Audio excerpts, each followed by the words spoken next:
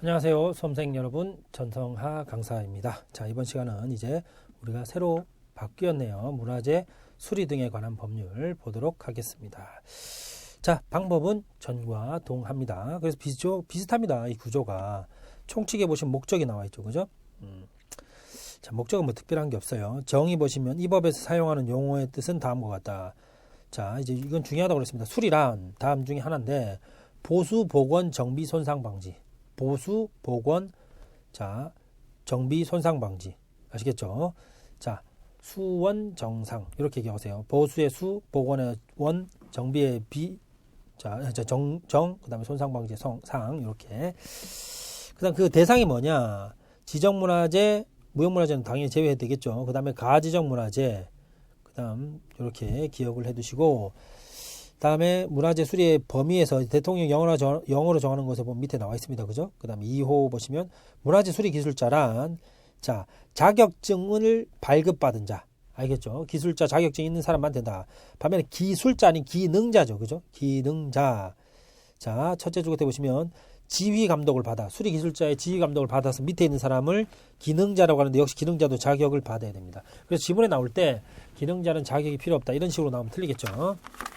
그 다음에 문화재 수리업이란 문화재 수리를 업으로 하는 사람 이렇게 되어 있습니다. 그죠? 우리 여기서 기억 한번 해보세요. 문화재 매매업자하고 한번 생각해보세요. 문화재 매매업자 제가 연상작용을 통해서 말씀을 드렸습니다. 그죠? 네, 그래서 이치, 일전, 삼고 지금 제가 하는 말 뭔지 기억나십니까? 같이 한번 참조해보시고 자 문화재 수리업자는 그걸 수리업을 하는 사람 그 다음에 실측설계란 자 실제 측량하거나 고증조사를 해서 도서나 실측 도서나 설계 도서를 작성하는 것. 그 다음 업은 그것을 업을 하는 것이고 업자는 그것을 일하는 사람, 거기에 일하는 사람, 영위하는 자. 아홉 번째 감리 보시면 확인하고 지도 감독. 감리는 뭐예요? 확인 지도 감독이죠. 그 다음에 화재 감리업. 자 문화재 감리업 이렇게 되겠죠. 문화재 감리업은 감리를 업을 하는 사람. 그걸 일하는 감리업은 그것을 업을 하는 것이고 업자는 업을 하는 사람. 감리원은 자 문화재 수리 기술자로서 자 요건 체크합니다. 업자에게 소속돼요. 업자에게 기능자하고 비교 한번 해보세요. 업자에게 소속돼요. 누구 업자? 문화재 감리업자에게 됐죠. 그 다음 도급은 자 둘째 줄에 완성하여 주기로 약정하고 이 도급은 민법의 개념인데요.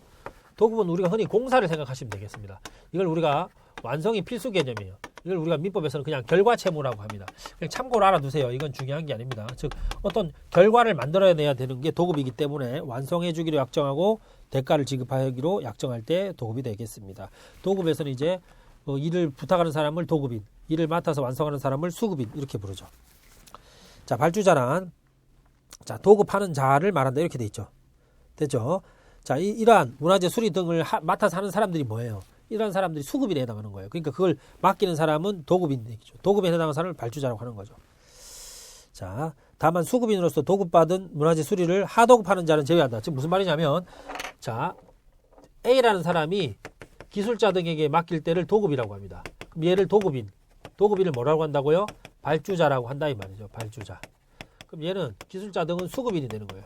그럼 수급인도 지가 하지 않고 다시 다른 사람한테 또 맡겨요. 그럼 이걸 하도급이라고 그러죠. 하도급. 이런 개념에서는 제외하고 오직 여기의 개념에서 발주자만 나온다. 이런 뜻입니다. 자, 발주자 됐고요. 수급인, 발주자로부터 넘겨받은 이 기술자 등을 말한다. 좀 전에 했죠. 하도급은 다시 넘어가는 것. 됐죠? 넘어갑니다. 다음, 문화재 수리 등의 기본 원칙. 자, 원형 보존에 가깝게. 그죠? 그리고 두 번째는 경관 훼손이 안 되게. 됐죠? 그 다음 네 번째 계획 수립. 자 문화재 수리 등에 관한 정책을 추진하기 위해서 누가 특광도지사 그러니까 지자체장이죠. 이걸 줄여서 지자체장이라고 합니다. 계획 수립은 5년마다 이게 문화재 기본계획과 연동돼야 되겠죠. 그 다음에 이러한 계획에 포함돼야 될 사항 밑에 나와 있고요. 그 다음에 밑에 문화재 수리 및 실측 설계 제한 문화재의 소유자가 문화재 수리를 하려는 경우에는 자 소유자가 수리하는 경우에요. 수리업자에게 수리하도록 하거나 쭉 이렇게 함께 수리하도록 해야 된다. 됐죠? 그러니까 소유자가 지금 마음대로 하면 안 되겠죠. 그렇기 때문에 업자에게 맡겨서 함께 한다. 됐죠? 그 다음에 2항 1항에도 불구하고 대통령 영으로 정하는 시설물에는 자, 이 건설산업기본법에 따른 수리업자에게 맡겨야 되겠다 이 말이죠. 그죠? 자, 그 다음에 사망은 기관장은 직접 수리할 수 있다. 이렇게 되어 있습니다. 그러면 이제 우리가 수리 제한에 대해서 별표를 한번 제한 시행령을 한번 살펴볼 필요가 있겠죠. 그죠? 자, 그러면 경미한 것 뭐가 씻는지 다음 페이지에 나와 있습니다. 그죠? 예, 그래서 거기에 한번 보시고 대통령령으로 정하는 기관도 나와 있네요. 문화재청이나 각종 박물관들이죠. 예, 넘어갑니다. 다음에 성실음으로 저는 바로 가겠습니다. 문화재 수리 등을 하는 자는 다음 각호의 사항을 지켜야 된다. 성실하게, 그렇죠? 기준에 맞게, 그죠? 보고서를 성실하게 작성하고, 됐죠? 그 다음에 7번 문화재 수리 등의 기준 보급. 문화재청장은 문화재 수리 등을 적절하게 시행하기 위해서 다음 각호의 기준을 정하여 사용하게 할 수 있다. 이거 누가 해요? 예, 문화재청장이 하는 것입니다. 2장 문화재 수리 기술자 및 수리 기능자. 기술자가 위에 있고 기능자가 밑에라고 했습니다. 하지만 이 두 사람을 다 묶으면 뭐가 돼요? 수급인이 되겠죠. 기술자가 되려는 자는 문화재청장이 시행하는 시험에 합격해야 돼요. 왜냐하면 기술 자격증이 있어야 되니까. 그죠? 자, 다음 이 경우에 문화재 수리를 위한 실측 설계 도서 작성의 업무를 담당하는 기술자는 건축사 자격 모두가 아니라, 그죠? 예, 이 실측 설계와 관련해서만. 그 다음에 2항은 좀 이따 다시 한번 대통령령을 보고요. 3항을 보시면 시험은 어떻게 돼 있어요? 필기와 면접으로. 다만 문화재 수리 등의 업무에 10년 이상, 이거 나옵니다. 10년 이상 종사한 6급 공무원은, 자, 또 10년 이상 종사한 고위공무원단에 속하는 공무원은 필기시험의 전부가 아니라 일부를 면제합니다. 자, 앞에서 우리가 일부에 일자가 나오면 제가 요걸 보고 10을 연상하시라고 그랬죠. 그죠? 자, 16급 이상. 아시겠죠? 10을 이렇게 약간 육자처럼 써요. 그럼 이렇게 6급 연상할 수 있겠죠? 예, 이렇게 하거나 아니면 고위공무원단. 그죠? 이렇게 되는 사람은 필기시험의 일부를 면제. 실기를 아니라 일부. 필기의 일부 면제. 이렇게 되겠죠. 됐죠?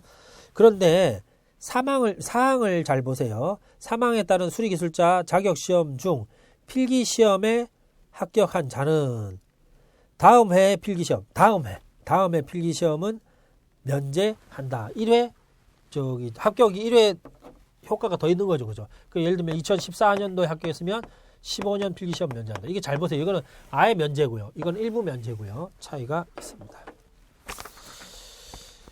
자, 시행 공고 다음 페이지 보시면 매년 1회 이상. 자, 이제 이게 여러분하고 직결되어 있는 거죠. 그죠? 자격시험을 매년 1회 이상. 자, 안 할 수도 있지만 일단 원칙은 1회 이상 한다 이 말이죠. 그죠? 그 다음 공고는요. 90일 전까지 공고합니다. 자, 나머지 다음 필요한 거 없고요. 쭉 가서 영제9조 보시면, 자, 필기시험은 선택형 객관식, 논술형 중화식 두 가지가 있다는 거죠. 그죠? 그 다음에 일부 면제 과목은 다음과 같다 이렇게 되어 있는데, 자, 면제 과목은 뒤에 보면 나와 있습니다. 그죠? 네, 넘어가고, 그 다음에 합격자 결정 보시면, 여러분 잘 알고 계셔야 되겠죠. 그죠? 다 알고 계실 겁니다. 그죠? 자, 100점 만점에 매 과목 40점 이상, 평균은 60점. 그러니까 100점 만점에 60점을 넣을 때 넘때 과락은 몇 점이라는 거예요. 40점 이상은 돼줘야 되겠다 이 말이죠. 그 다음에 자, 이제 2014년 10월 30일 법제처 기준으로 해서 다음 연도 이제 여러분하고 직결돼 있죠. 자, 응시 요건 보시면 보수기술자는 쭉 보수와 관련된 일을 한 사람들이네요. 그죠? 단청기술자, 조경기술자, 자, 여기 보존과학기술자부터 쭉 이렇게 나와 있죠. 자, 요것들은 여러분에게 제가 맡기겠습니다. 이건 뭐 다 우리가 일일이 보아야 될 그런 건 없고요. 그 다음에 과목도 여러분에게 맡기면 되겠죠. 저는 쭉 가서 쌍갈로 2번 문화재 수리기술자의 결격사유. 자, 잘 보세요. 우리가 앞에서 무언가를 했을 때는 금치산자, 한정치산자는 안 되고 미성년자가 된다고 그랬어요. 뭘까요? 제가 암기초식 뭘 금한다 이렇게. 그래서 뭐 어떻게 한다 이렇게 했습니다. 그렇죠? 촬영문하고 어떤 데가 지금 제가 말한 게 들어있었어요. 찾아보십시오. 예. 그런데 여기는 어떻게 되어 있냐면 수리기술자는 미성년자는 또 안 된다고 되어 있습니다. 아시겠죠? 금치산자, 한정치산자는 역시 안 되는 건 똑같고요. 그 다음 건축사법 또는 이 법을 위반해서 금고 이상 됐죠? 3년 안 지난 자. 그 다음에 집행유예 중인자. 이 집행유예는 뭐냐면 감옥에 들어가는 걸 잠깐 미룬 자 이런 뜻이에요. 유죄이지만. 그 다음에 자격증 발급, 합격하면 자격증을 준다는 거죠. 그 다음에 2항에 보시면 재발급 받을 수도 있고요. 됐죠? 그 다음에 3항에 보시면 자격증 대여 금지. 당연하겠죠. 그 다음에 사항에 보시면 중복해서 취업해서는 안 되겠다. 중복 취업 금지죠. 이 자격증 대여 때문에 문화재 관련해서 보수할 때 문제가 많이 일어난다. 뭐 뉴스에 그런 거 나오잖아요. 그러니까 대여 안 됩니다. 다음에 나머지 특별한 것이 없고요.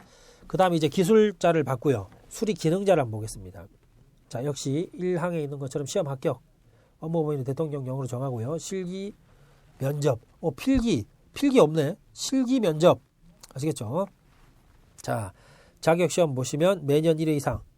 됐죠? 역시 이것도 40점, 60점 요건 똑같아요. 됐습니다. 자, 업무 범위도 밑에 나와 있죠. 그 다음에 수리 기능자의 자격증 발급 됐고요. 부정행위자에 대한 조치는 무효고 3년간 자격 정지. 이렇게 돼 있습니다. 그러니까 기술자는 시험 합격, 기능자도 시험 합격이 다 똑같아요. 근데 기술자와 같은 경우에는 뭐가 들어가 있다? 필기시험이 들어가 있다는 점. 필기는 객관식과 주관식 논술형이 있다. 됐죠? 그 다음 문화재 수리업의 운영. 자, 수리업의 등록. 수리업, 실측 설계업, 감리업 이걸 합쳐서 수리업이라고 합니다. 하려는 자는 대통령령으로 정하는 기술 능력. 자, 자본금. 자, 이런 요건을 갖추어 시도지사에게 등록합니다. 시도지사. 자, 지금 우리가 등록 두 번째 나왔습니다. 앞에서 나온 등록 한 가지 있었고요. 여기 두 번째 있었죠. 자, 그 다음에 2항에 보시면 자, 30일 이내 변경 신고, 변경 사항이 있으면 그 다음 3항에 보시면 폐업. 자, 우리가 앞에서 폐업도 한번 나왔습니다. 그죠? 어디서 나온 폐업인지 한번 기억해 보시고요. 자, 여기 폐업한 경우에는 시도지사에게 신고. 됐죠? 그 다음 나머지 뭐 특별한 게 없고요. 등록하면 등록증 발급. 됐죠? 지금 재발급도 가능하고 필요한 거는 문체부령으로 정한다. 이렇게 돼 있죠. 자, 나머지는 특별한 게 없습니다. 그 다음에 14조 2항에서 보시면 중요한 사항을 대통령령으로 중요한 사항이 변경됐을 때는 30일에 따라서 변경신고하라고 되어 있는데 그 사항이 뭐가 있냐? 자, 그 012조의 2항 그 페이지 하단에 있죠. 상호, 대표자, 주된 영업소 소재지, 그다음 보유 현황 이런 거죠. 그 다음에 나머지 특별한 건 없고요. 다음 페이지에 보시면 등록 신청하려는 자는 자, 주된 영업지의 소재지를 관할하는 지자체장에게 제출합니다. 지자체장에게 제출합니다. 그 다음에 변경신고 됐죠. 그 다음에 자, 문화재 수리업 등의 폐업신고서 및 첨부서류. 자, 역시 이것도 시도지사에게 제출합니다. 시도지사에게. 자, 등록 요건 한번 볼까요? 문화재 수리업 등의 등록 요건. 자, 뭐 여기 보시면 보수 단청업부터 시작해서 전문 문화재 수리업이 쭉 밑으로 나와 있습니다. 그죠? 역시 이것도 여러분이 한번 보시면 되겠습니다. 자, 문화재 수리업자 등의 결격 사유. 이것은 우리가 앞에서 본 기술자의 결격 사유가 한번 차이 나는지 한번 봅시다. 미성년자, 금시산자, 한정시산자 똑같아요. 금고 이상 제가 지금 계속 강조하죠. 이유는 비교 한번 해보자고요. 기술자하고 기능자하고 비교 한번 해보세요. 똑같은 건 미성년자, 한정시산자, 금시산자. 미한금은 똑같네요. 그런데 기술자에 보시면 자, 금고 이상과 관련해서 어떻게 돼 있어요? 3년이라고 돼 있죠. 여기는요 2년이죠. 그죠? 그 다음 사후의 유예기간 중에 있는 사람은 똑같아요. 아시겠죠? 그 다음에 등록 취소 2년이 여기 또 들어가 있죠. 수리업자. 수리업자에는 리 이 발음이 들어가 있죠. 2년이 들어가 있습니다. 2년. 특히 금고 이상도 2년. 취소 관련해서 2년. 요점을 기억을 해 두시기 바랍니다. 지금 제가 무슨 말을 할지 아시겠죠? 체크하시고 또 뒤에 보시면 효력 상실 처분받고 2년. 됐죠? 그 다음에 업무정지 처분받고 기간 중에 있는 사람. 됐죠? 그 다음에 임원 관련. 아시겠죠? 임원. 그러니까 지금 2년이 많고 임원도 2임원 이렇게 기억할 수 있겠죠. 그러니까 수리업자에게는 이런 게 들어가 있습니다. 아시겠죠? 그러니까 앞에서 우리가 봤던 기술자, 문화재 수리 기술자는 선고이해 기간 중 이렇게만 나와 있어요. 그러니까 우리가 앞에서 본다면 4호까지만 나와 있죠. 그죠? 4호까지는 똑같아요. 1, 2, 3, 4호까지. 그럼 그 뒤에 붙은 거 처분받고 2년. 그죠? 그 다음에 업무정지 처분은 기간 중에 있는 사람. 이런 사람 안 된다는 것은 수리업자에게, 수리업자에게 해당하는 사유입니다. 수리업자에게. 그 다음에 다음 페이지 계속 보겠습니다. 수리업의 종류는 종합수리업과 전문. 종합과 전문. 종합수리업은 첫째 줄에 두 종류 이상의 공종이 복합된, 복합이 키워드죠. 종합, 복합. 두 가지 이상이 복합되었다. 반면에 전문은 전일부, 하나를 그냥 뚜렷하게 하는 것이죠. 그죠?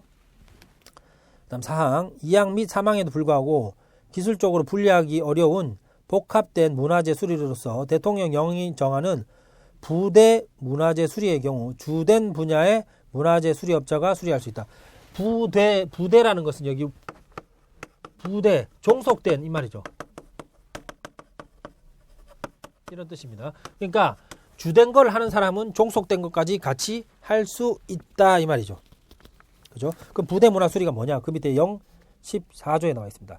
자, 읽어보시면 주된 분야의 문화재 수리를 시행하기 위해 또는 시행함으로 인하여 필요한 종된 문화재 수리. 제가 종속된, 종된 같은 말이겠죠. 그죠? 그 다음 두 번째, 두 종류 이상의 전문 분야에 관한 문화재 수리가 복합된 문화재 수리로서, 즉 전문인데 전문이 두 가지가 복합되어 있습니다. 아시겠죠? 전체 문화재 수리 예정 금액이 1억 원 미만이고, 자, 주된 분야가 2분의 1 이상일 때. 됐죠? 그래서 그 점을 체크하시고, 그 다음에 나오는 게 문화재 수리업의 양도죠. 자, 1항 문화재 수리업자는 다음 각호의 어느 하나에 해당할 때는 자, 시도지사에게 신고해야 된다. 양도 합병이죠. 양도 합병도 신고사항이에요. 네, 신고사항. 자, 꼭 기억하세요.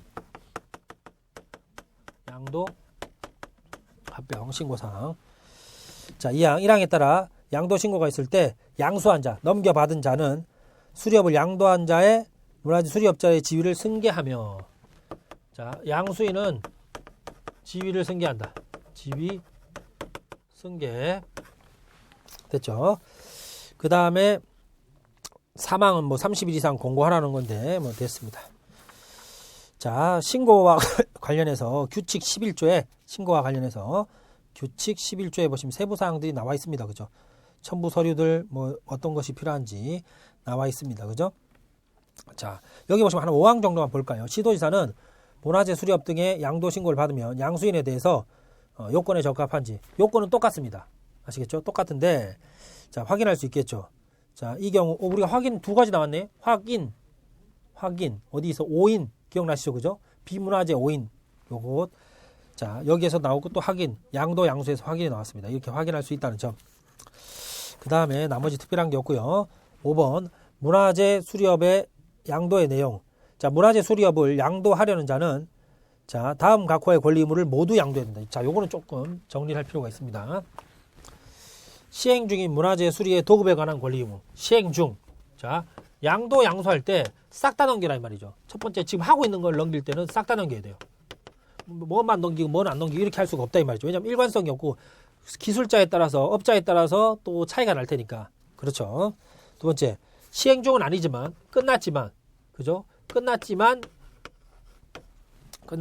그에 관한 하자담보 책임 기간 중에 있을 때, 자, 하자담보 책임은 뭐냐면 하자담보 책임 기간.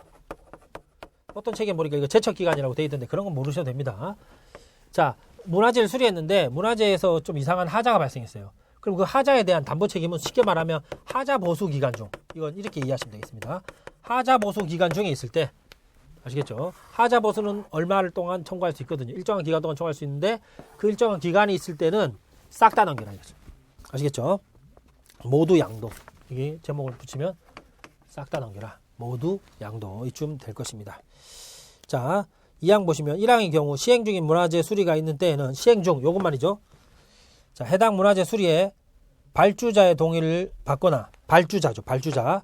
해당 문화재 수리의 도급을 해지한 후가 아니면 문화재 수리업을 양도할 수 없다. 시행 중에는 다시 요 두 가지가 요건으로 추가가 되어 있네요. 첫 번째, 발주자의 동의를 받아야 양도가 할 수 있어요. 발주자 누구예요? 도급인. 수리 부탁을 의뢰한 사람이죠. 그죠? 발주자의 동의가 필요하고, 또 하나는 뭐가 있어요? 자, 문화재 수리의 도급을 해지하고 넘겨줘야 돼요. 그래서 예를 들어서 어떤 절에 현판을 보수하고 있어요. 현판이 좀 뭐 불에 탔다 이래서 보수하고 있는데 A라는 사람이 이걸 했단 말이죠. 업자 A가 있는데 업자 A가 이걸 B에게 넘기고 있어요. 지금 시행 중일 때죠.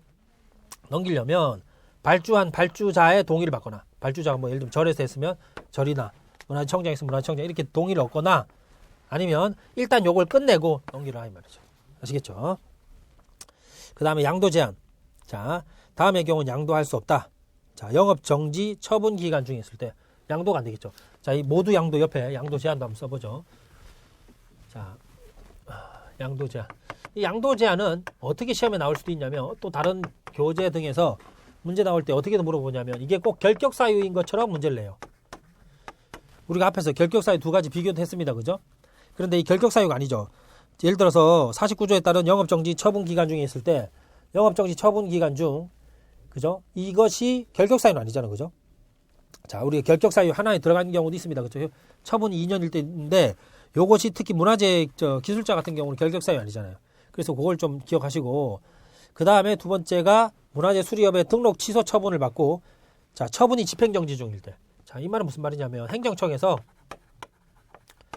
행정기관에서 예를 들면 문화재청이죠. 그죠? 자, 등록 취소를 했어요.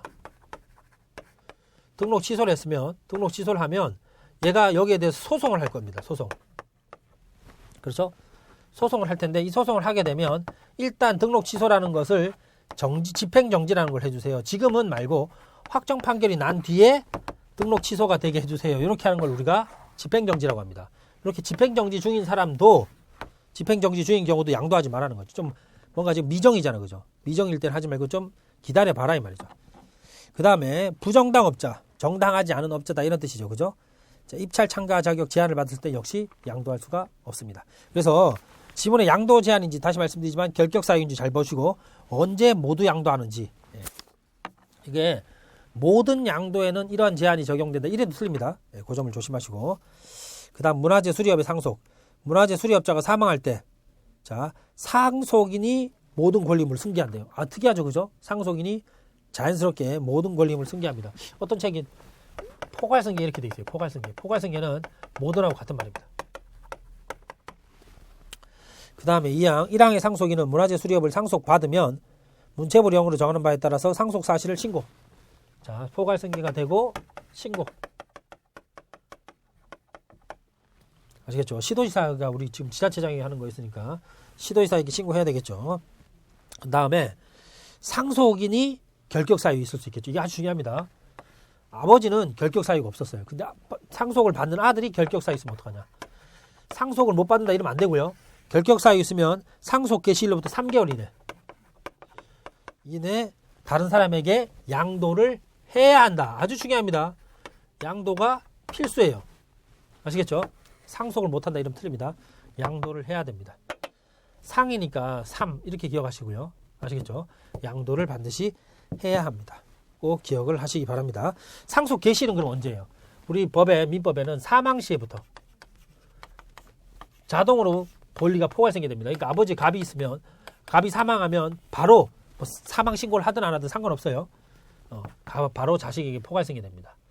뭐 또는 예를 들면 실종 선고가 있으면 법원의 판결에 의해서 실종을 받으면 실종 선고 시점부터가 사망 시점이 되겠습니다. 자, 여기에 보시면 다음 페이지에 상속 신고 관련해서 제출은 또 60일이라고 되어 있죠. 이거 좀 특이합니다. 그 다음에 8번째. 자, 등록증 등의 대여 금지. 자, 등록증 등의 대여 금지. 우리가 앞에서 봤습니다. 그죠? 대여하면 안 됩니다. 수리업자는 다른 사람에게 자기의 성명 또는 상호를 사용하여 자, 문화재 수리를 수급받게 하거나 시행하게 해서는 안 된다. 이 대여란 말은 이 말이죠. 자, 대여 개념을 잘 알고 계셔야 돼요. 좀 크게 써볼까요?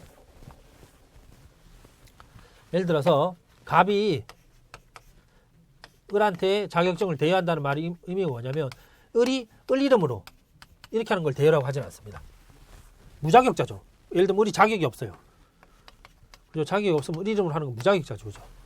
만약에 유자격자면 자격증 합격해서 자격증이 있다면 그냥 을 이름으로 하는 거예요. 대여도 아니죠. 아시겠죠? 다시 을 이름을 써야 이건 을이 자격이 없으면 이건 대여가 아니에요. 무자격자예요. 그냥. 그 다음 을이 자격이 있어요. 자격이 있으면 그냥 을 이름으로 하는 거예요. 대여 문제가 아니죠.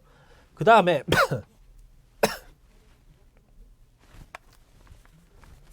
자, 그 다음에 갑 이름으로 하는 거예요. 갑 이름으로. 이게 바로 대여예요.